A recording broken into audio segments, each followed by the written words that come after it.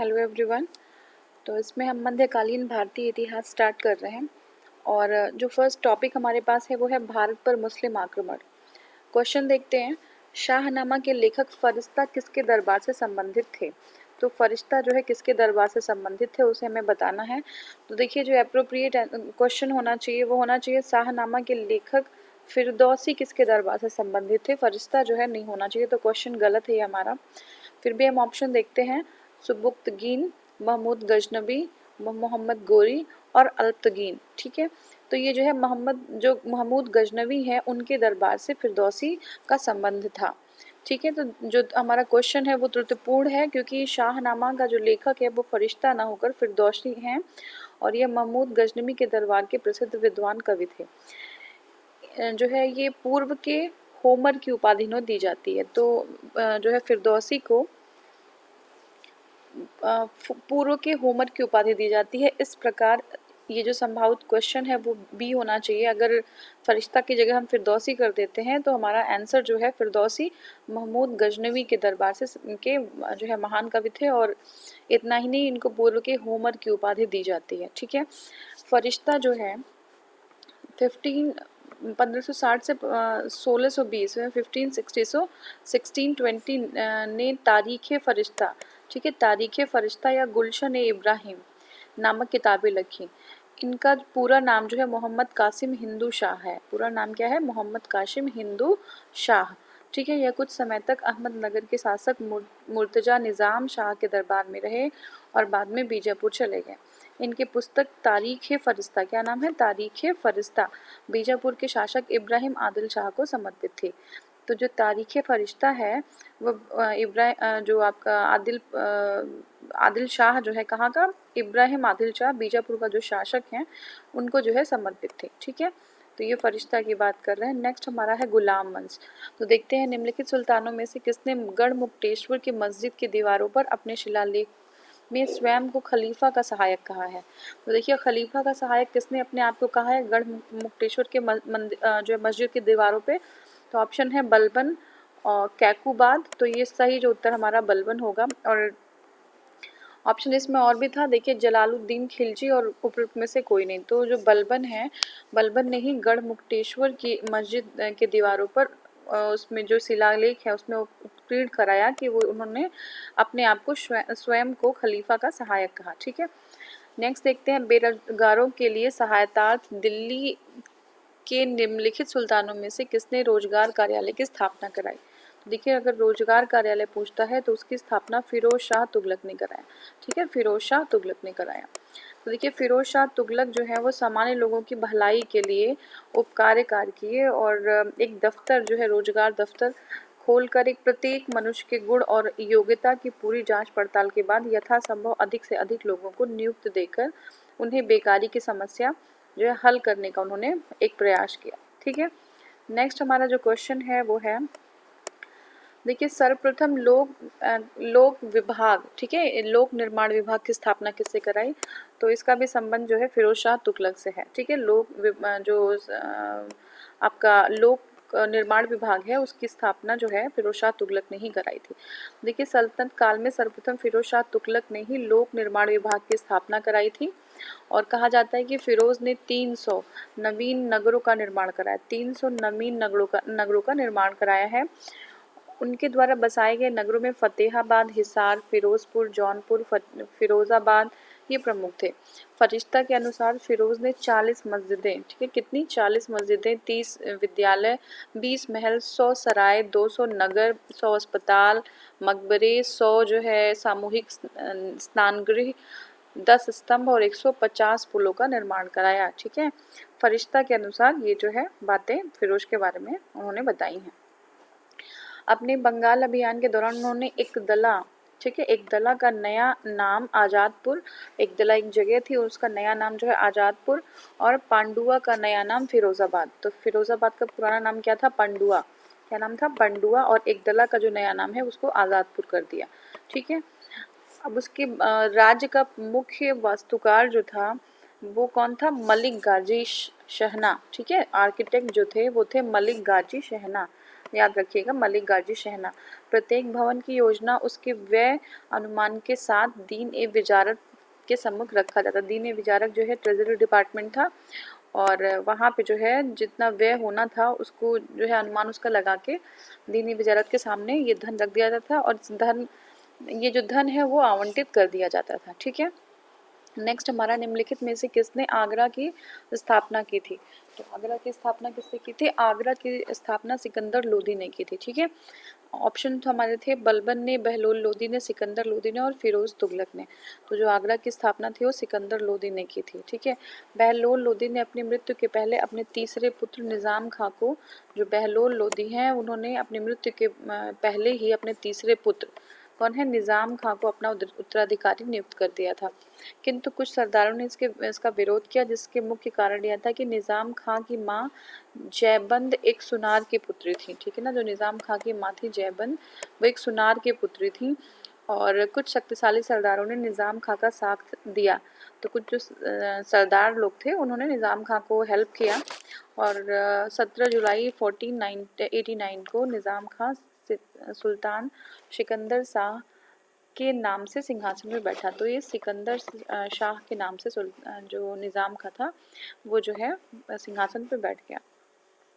तो ऐसे भी आ सकता है कि जो सिकंदर शाह हैं वो उनका पहला क्या नाम था जब वो गद्दी पे नहीं बैठे? तो निज़ाम खां, याद रखिएगा, निज़ाम खां सुल्तान सिकंदर शाह के नाम से सिंहासन पे बैठ जाते हैं। वह लोदी वंश का महानतम शासक था। 1504 में सिकंदर लोदी ने राजस्थान के शासकों पर नियंत्रण के ध्येय से यमुना नदी के किनारे आगरा नामक नवीन नगर बसाया था। ठीक है, 1504 में बसाया गया था, सिकंदर लोदी ने बसाया था क्या, आगरा नामक जो है नवीन नगर जो है बसाया उन्होंने। ठीक है, सिकंदर शाह अत्यधिक परिश्रमी, उदार एवं न्यायप्रिय शासक था। उसने कृषि और व्यापार की उन्नति के लिए प्रयत्न किया।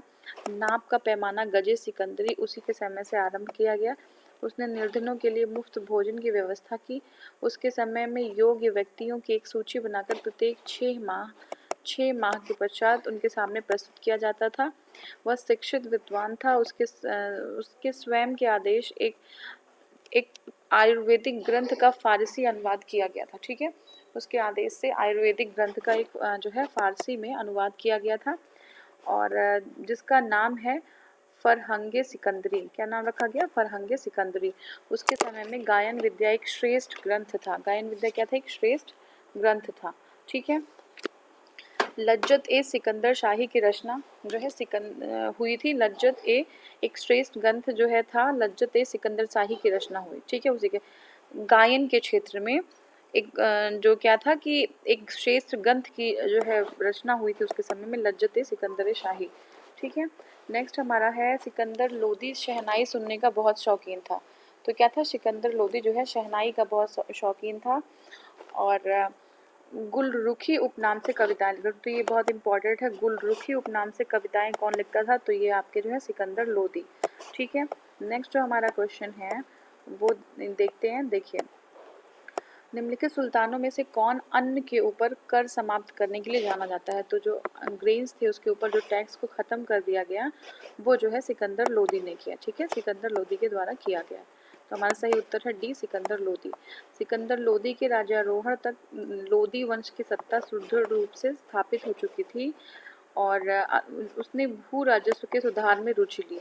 उसने सभी प्रांतपतियों एवं जमींदारों को अपनी आय व व्यय का विवरण भेजने की आज्ञा दी, और जो भ्रष्ट अधिकारी हुआ करते थे उनको दंडित किया।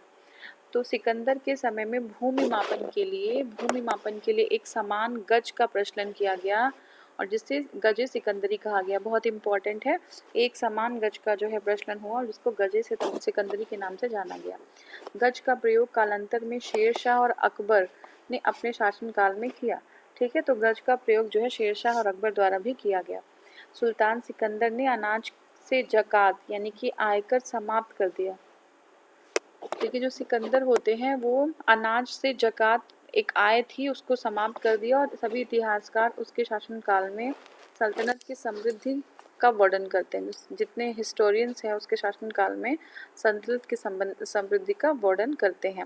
विजयनगर साम्राज्य के बारे में देखते हैं। देखिए, कृष्णदेव राय के दरबार में अष्टदिग्गज कौन थे?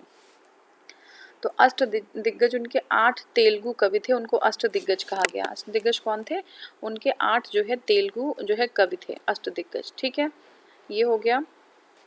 नेक्स्ट हमारा है, उसका एक्सप्लेनेशन देखते हैं। कृष्णदेव राय का शासनकाल विजयनगर में साहित्य के क्लासिक युग को मानना, मतलब जो साहित्य जो अपने बिल्कुल एक्सट्रीम पे था, बिल्कुल अपने जो है उन्नति के शिखर पे था, तो ये जो है विजयनगर राज्य में था। उसके दरबार में तेलुगु के कवि जो विजय कृष्णदेव राय थे, उनके दरबार में तेलुगु के 8 महान विद्वान और कवि थे। उन्हें अष्ट दिग्गज कहा जाता था और वो जो है आपकी सभा को सुशोभित करते थे, इसलिए शासनकाल को तेलुगु साहित्य का स्वर्ण युग भी कहा जाता है। तो किसके? कृष्णदेव राय के शासनकाल को तेलुगु साहित्य का स्वर्ण युग कहा जाता है। कृष्णदेव राय ने आंध्र भोज की उपाधि धारण की थी। तो एग्जाम में आता है कि आंध्र भोज की उपाधि किसने धारण की थी? तो ये कृष्णदेव राय ने की थी। अष्ट दिग्गज तेलुगु कवियों में पेडना प्रमुख थे। ठीक है, जो अष्ट दिग्गज भी हैं उसमें जो सबसे इम्पोर्टेंट थे वो थे पेडना, जो संस्कृत और तेलुगु दोनों भाषाओं के ज्ञाता थे। तो पेडना जो है संस्कृत और तेलुगु दोनों ही जो है लैंग्वेज उनको आती थी। उनकी जो प्रमुख रचनाएं हैं वो है स्वारोचीर संभव। क्या है? स्वारोचीर संभव किसकी है? पेडना की। और मनुचरित। ठीक है, ये दोनों उनकी बुक है। कृष्णदेव राय जो है स्वयं ही अगर देखें तो एक उत्कृष्ट कवि और लेखक थे। उनकी प्रमुख रचनाएं हैं आमुक्त माल्यद। क्या है? आमुक्त माल्यद। ठीक है, जो तेलुगु भाषा में के 5 महाकाव्यों में से एक है। तेलुगु भाषा में जो 5 महाकाव्य हैं उनमें से एक रचना जो है कृष्णदेव राय की है, जिसका नाम है आमुक्त माल्यद। ठीक है, नेक्स्ट क्वेश्चन है, इसके अतिरिक्त कृष्णदेव राय को कला, ठीक है, और निर्माण कार्य में भी होती है। ठीक है, अब आर्ट का अगर देखें और हम जो है आर्किटेक्चर देखें तो उसमें उन्होंने नागलपुर नामक नगर की स्थापना की। कौन से नगर की? नागलपुर नामक नगर की स्थापना की। उनके समय में पुर्तगाली जो यात्री होते हैं डोमिंगो पायस, ये इंपॉर्टेंट है। डोमिंगो पायस जो विजयनगर साम्राज्य की यात्रा करते हैं, किसके समय में? कृष्णदेव राय के समय में। बाबर ने अपनी आत्मकथा में कृष्णदेव राय, देखिए बाबर का ने भी मेंशन किया है कृष्णदेव राय के बारे में, भारत के सबसे शक्तिशाली जो है शासक बताया है। ठीक है, बाबर के अनुसार वो भारत के सबसे शक्तिशाली शासक थे। नेक्स्ट क्वेश्चन हम देखते हैं।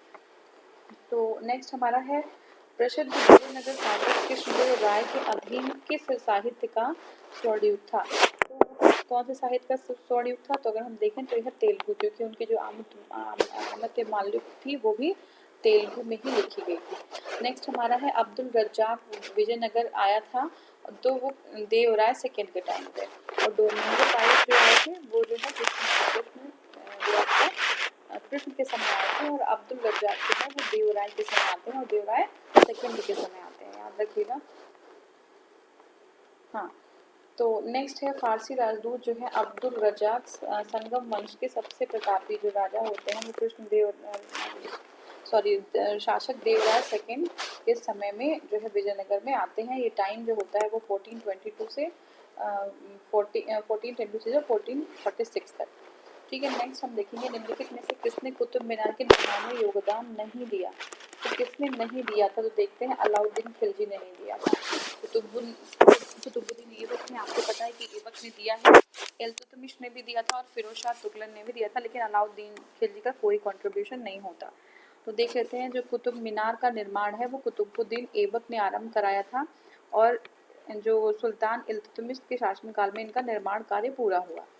प्रसिद्ध सूफी ख्वाजा कुतुबुद्दीन बख्तियार काकी के नाम पे, किसके नाम पे है? कुतुबुद्दीन बख्तियार काकी के नाम पे इस कुतुब मीनार का नाम रखा गया।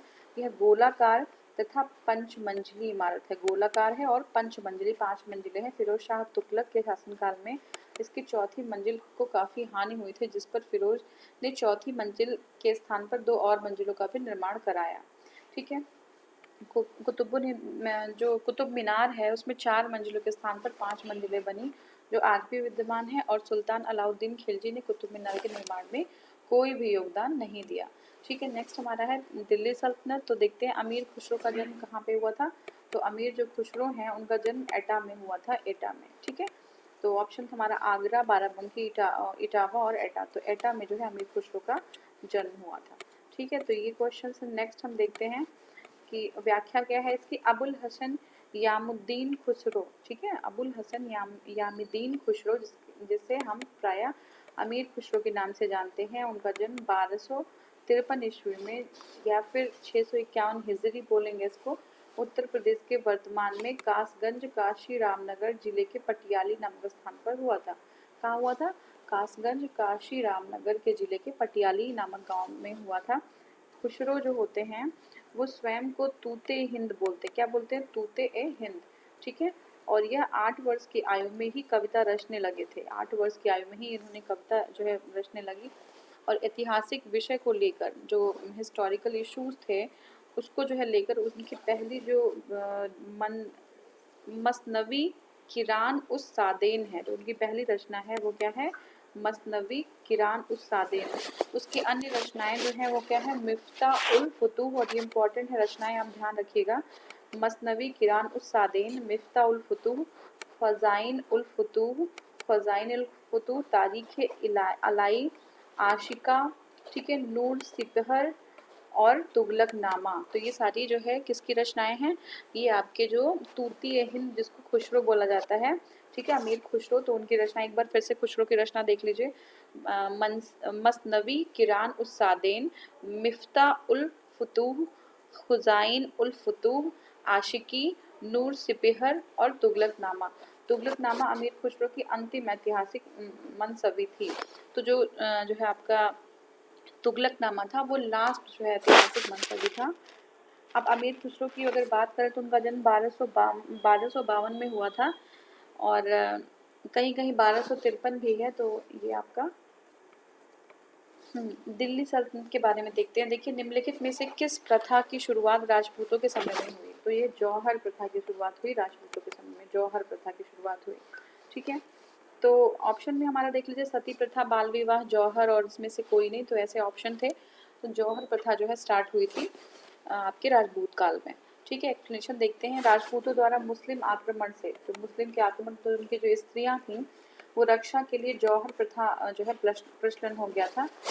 इसमें सभी राजपूत पुरुष जो है, राजपूत जो पुरुष होंगे युद्ध में मारे जाने के पश्चात जो स्त्रियां होंगी वो सामूहिक रूप से चिता में कूदकर अपनी जान दे देती थी।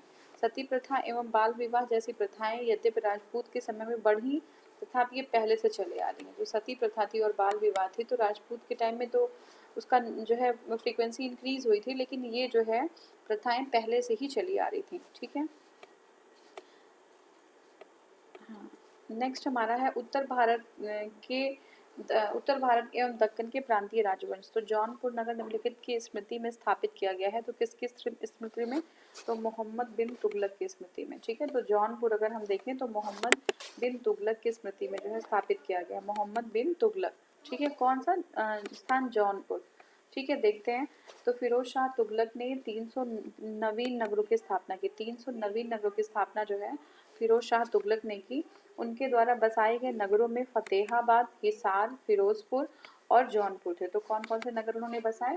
फतेहाबाद, ठीक है, हिसार, जौनपुर और आपका फिरोजपुर, ठीक है। फिर से देख लीजिए, फिरोज शाह तुगलक के द्वारा जो बसाए गए नगर थे वो थे फतेहाबाद, हिसार, फिरोजपुर। फिरोजपुर को फिरोज शाह तुगलक से मत कंपेयर करिएगा, ये जो है सॉरी, फिरोजपुर को फिरोज शाह तुगलक जो है उन्होंने जो है बनवाया था। फतेहाबाद, हिसार और जौनपुर ये सारे जो है फिरोज शाह तुगलक ने बनवाए।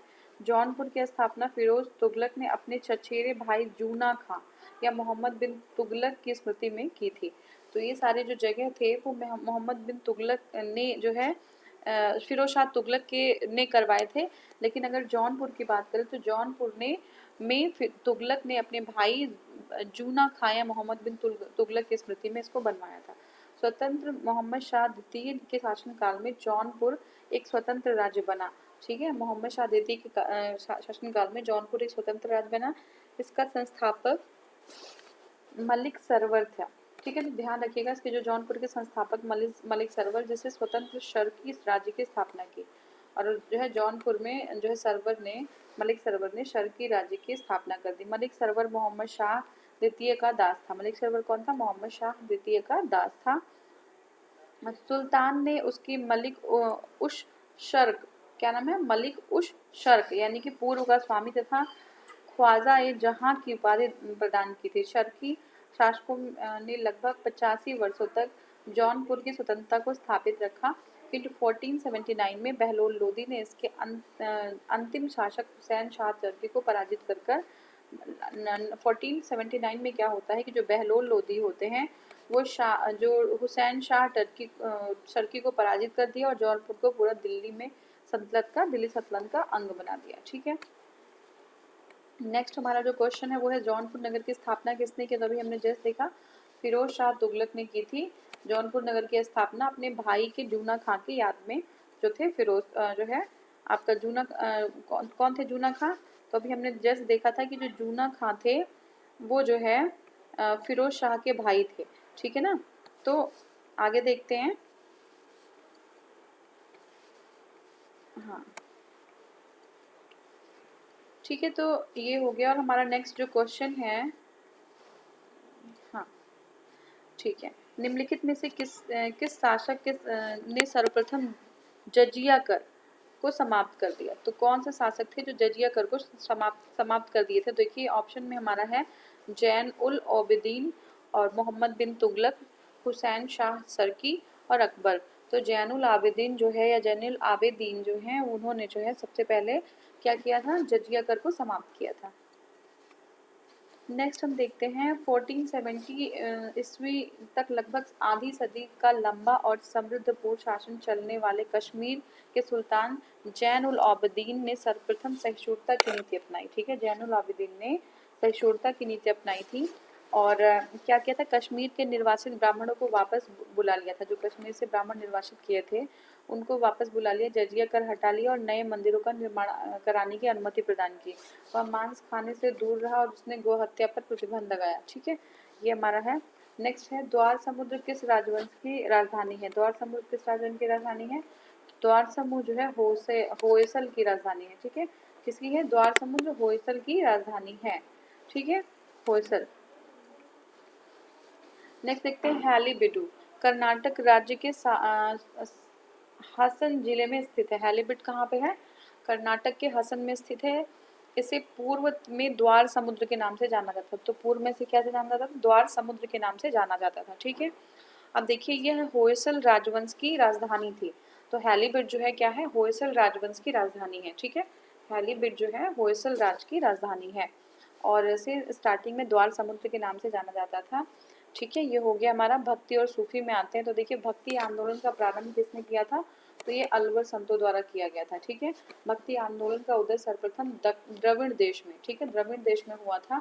वहाँ उसका प्रचार प्रसार उत्तर से द्रविड़ से जो है यानी कि साउथ से नॉर्थ को पहुंचा।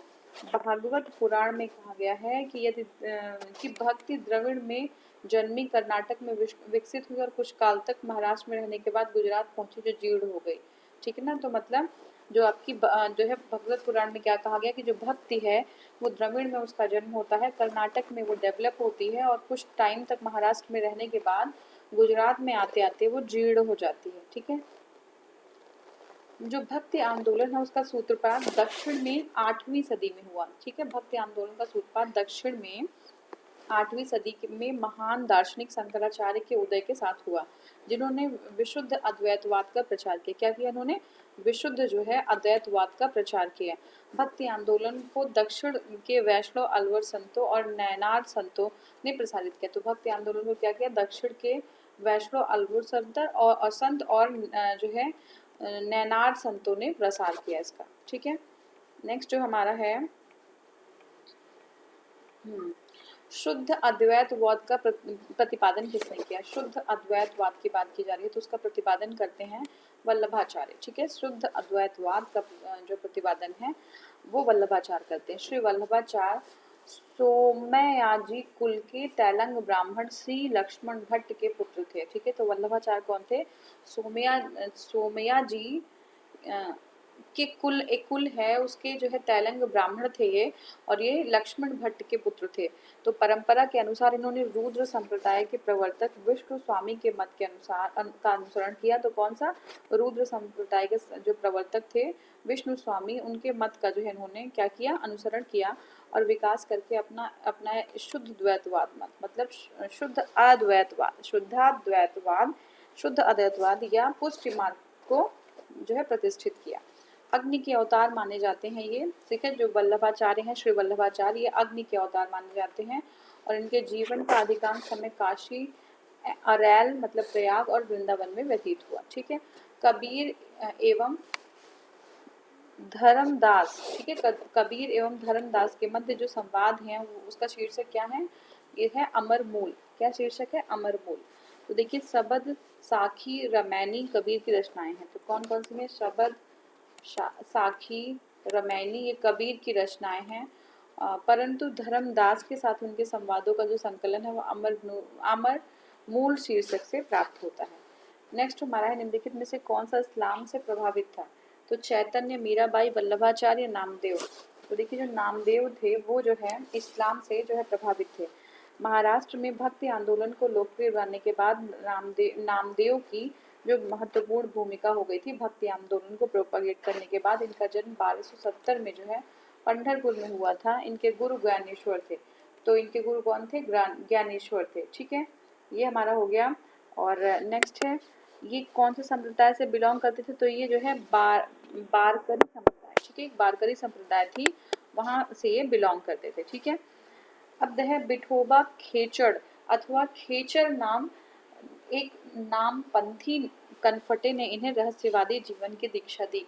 तो किसने दिया, विठोबा खेचड़ या खेचर भी कहा जाता है, उन जो है उस नाम के एक नाथपंथी कनफटे ने इन्हें जो है रहस्यवादी जीवन की दीक्षा दी, ठीक है। देखिए ईश्वर के सर्वव्यापी स्वरूप के से परिचय करा दिया उन्होंने, किसने, विठोबा खेचड़ ने या खेचर ने। भक्ति आंदोलन के संतों में नामदेव इस्लाम से अत्यधिक जो है प्रभावित थे। तो अगर देखा जाए तो ये जो है इस्लाम से ज्यादा प्रभावित थे नामदेव, ठीक है। ये मूर्ति पूजा व्रत जो है, उपवास, तीर्थ यात्रा और कठोर जो है शारीरिक साधना मार्ग के विरुद्ध थे। नामदेव का कहना था कि एक पत्थर की पूजा होती है तो दूसरे पत्थर को पैरों तले क्यों रौंदा जा रहा है, ठीक है। यदि एक भगवान भगवान है तो दूसरा भी भगवान है, ठीक है, ये चीज है। रामचरितमानस नामक ग्रंथ के रचयिता थे तुलसीदास। तो तुलसीदास कौन थे, रामचरितमानस नाम के ग्रंथ के रचयिता थे, ठीक है। रामचरितमानस जो है उनकी रचना गोस्वामी तुलसीदास ने 1532 से 1562 के जो है में किया और अवधी भाषा में किया। तो जो आपका रामचरितमानस है वो अवधी भाषा में है और उसका जो आपका रचना गोस्वामी तुलसीदास जी 1623, और अगर देखें तो 1532 से 1623 के बीच जो है अवधी भाषा में की, ठीक है। और नेक्स्ट हमारा है वो है निम्नलिखित सूफीवाद के सिलसिलों में कौन संगीत के विरुद्ध था। संगीत के विरुद्ध जो है नक्शबंदिया थे, ठीक है। नक्शबंदिया लोग जो थे वो संगीत के विरुद्ध थे। नक्शबंदिया जो सिलसिला है उसकी स्थापना 14वीं शताब्दी में ख्वाजा बहाउद्दीन नक्शबंद ने की थी। कौन किया था, ख्वाजा बहाउद्दीन नक्शबंद ने किया था। ख्वाजा जो आपके ख्वांद महमूद इस शाखा से प्रमुख संत थे जो भारत आए और कश्मीर में अपना केंद्र बनाया। तो कौन थे, ख्वाजा ख्वांद महमूद, ठीक है। इन्होंने भारत में इस शाखा का प्रचार किया, ठीक है, नक्शबंदी शाखा।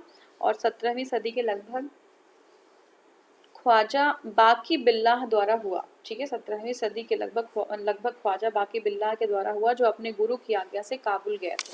शेर अहमद सरहिंद इनके प्रमुख जो है शिष्य थे, जो मुज्जिद अर्थात इस्लाम, मुज्जिद मतलब जो है इस्लाम धर्म के सुधारक के नाम से प्रख्यात थे। इन्होंने वजहत उल शुहुद, क्या, वजहत उल शुहुद या प्रत्यक्षवादी दर्शन का जो है प्रतिपादन किया। यह सिलसिला समा यानी संगीत के विरुद्ध था। सूफियों में यह सबसे अधिक कट्टरवादी सिलसिला था। अगर सबसे अधिक कट्टरवादी सिलसिला देखें तो आपका कौन सा था, यही नक्शबंदी जो है सिलसिला था। उन्होंने अकबर की उदार नीतियों का विरोध किया। तो अकबर की जो उदार नीतियां थी उसका भी विरोध किया। औरंगजेब इसी सूफी सिलसिले का अनुयायी था। तो औरंगजेब, ये इंपॉर्टेंट है, किस सिलसिले का अनुयायी था, नक्शबंदिया, ठीक है, नक्शबंदिया सिलसिले का अनुयायी था, ठीक है। ये हमारा क्वेश्चन हुआ। नेक्स्ट क्वेश्चन से हम दूसरे वीडियो में स्टार्ट करेंगे। Thank you so much for watching. Thank you.